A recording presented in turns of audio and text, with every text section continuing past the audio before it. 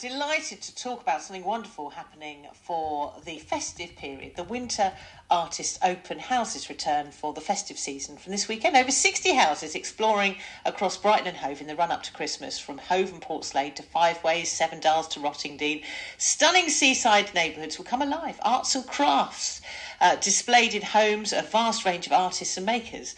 Now, Danny Piker's got the festival organiser on Friday on his show, but joining me now in the studio is Marc, founder and director of the arts charity Outside In, taking part in the open houses for the first time at Hove Museum. Lovely to see you. Thank you so much for coming in.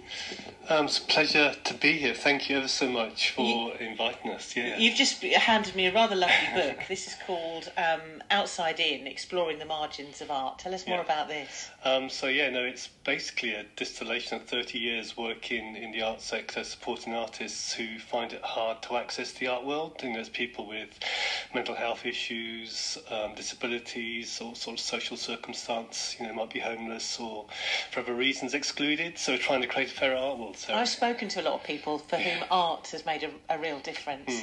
Rather lovely charities working in mental health where you can escape into the world of art. Yep. It means so much, doesn't it? It does. Oh, it's sort of profound. I mean, it's healing. It sort of improves people's well-being. It's a means. Also, the sort of art that's created for those purposes is often more interesting than sort of a lot of conventional art. So, I think a lot of people sort of go, "Oh no, I can't do art. I'm no good," because we put our own ideas about what is good. Particularly at school, where someone will go, "Well, that's good and that's bad," and actually, there's a lot of beauty in the unconventional sometimes. Completely. I think there's a sort of integrity and honesty about art that comes from that sort of inner need, the desire to create. I think we're sort of schooled out of being creative by the sort of formality of art education. So it's not about technique and skill. It's about having something to say. That's more important. Absolutely, and what it means. And this is why I love the open houses, is that it gives such a diverse range of people the opportunity to display their work and actually talk about it as well. No, I think it's really amazing, the idea of sort of opening doors and seeing art in spaces and places you don't often sort of encounter it. I mean, galleries are quite sort of intimidating spaces. Walking into a sort of large gallery can feel like it's not a place for you, but finding art on someone's home or meeting the artist in that space is far less formal and it's much more accessible.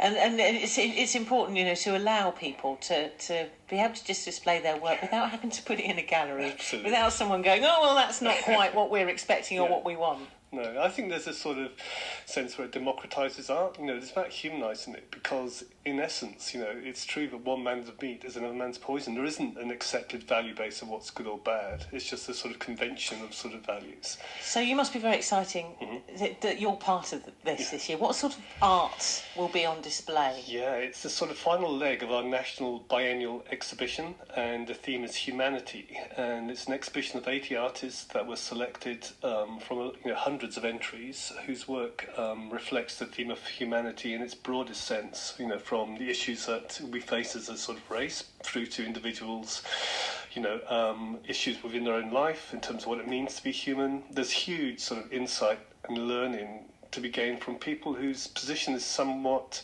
outside of, what is often seen. So, it's deeply moving, and I'd really recommend people go and see it. This isn't just the opportunity to acquire a nice piece of artwork. It's about the chance to get an insight into other people's experiences of life. I'm just trying to think. So as I'm talking to you, I'm thinking about the art I've got at home. And my favourite piece of artwork that I have was when I went to Cuba. And if you went into sort of the centre of Havana, there were lots of people that were sort of squirreled around in the back streets creating art. And I met one lady, and she'd made this incredible, joyful picture of the festival that goes on there, and I love it. She's written her signature at the back, and I love it because I had a conversation with her. She told me a lot about her experiences of Havana, and every time I look at that picture, I can picture that encounter. And I think this is a little bit about what open houses is about. You have those conversations and those interactions. I think so. Again, it's a bit about sort of the humanising of art. It's actually meeting the artist and realising that they're a person like any other. That their life is as much part of the work as the work itself. And that chance to be in those places, meet people, look at work. Like I said, like those sort of places where work can be seen, is often difficult. So seeing it in people's houses, meeting the person who's made it, hearing about why they've made it, what it's about, and them as a person, So how do people find out more about, because you have a website as well, so people can find out more as well. Yeah, so as a charity, we work nationally. We have 4,000 artists with online galleries. We have a programme of artist support days where we support artists who encounter barriers to the art world to be supported to create their own online gallery. Once they join the charity, they're then able to take part in exhibitions like our national, but also we have other residencies and commissions. We deliver training in a whole suite of art sector skill sets, so we support people to gain employment as sort of curators, as people who lead creative workshops.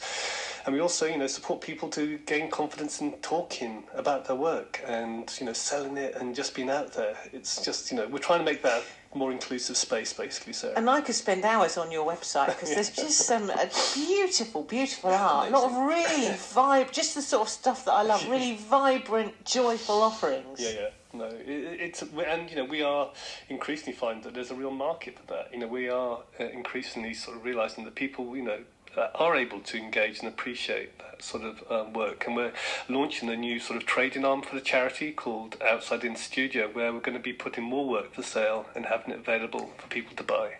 Yeah, it's not just art either. You've got some lovely bits of craft work here. So I'm looking at somebody who's made some beautiful glass, stained glass. All the proceeds go to Mind in Brighton and Hove. So these are people that are not only creating beautiful work, but actually raising funds and helping other people. Yeah, no, it's about sort of, I think there's a sort of a shared sort of cause and purpose with artists within the charity. We have 114 ambassadors who are volunteers who give their time for free, who find other artists, speak on our behalf at events and private views, and increasingly are running their own art workshops for people to come together who are often isolated to meet others and make work. And I love the idea of delegated responsibility, that everyone needs to buy into it, otherwise it's not going to work. It's just and this I think this is lovely. The open houses I've always just loved. And actually, I went to a supermarket at the weekend, and it was in the midst of a Black Friday related frenzy. And my daughter said, who loves shopping, said, I want to get out of here. But this is what Christmas is all about. Actually, this is about meeting people locally, finding out about the work, people doing things good in the community, and actually something unique and different and special. It is, and it's not highlighted enough. I mean, I was so delighted that last year our ambassadors got the Queen's Award for Voluntary Services, which is like the MBE for charities. So that is for all their hard work and dedication, and their pride in that achievement is remarkable. Well, we can find out more about you, www.outsideindoorg.uk, and see you at the open houses as well. Yeah, so lots of opportunities. It's been a real pleasure to see you. Thank you so much for coming into the studio. Really lovely to see you. Thank you.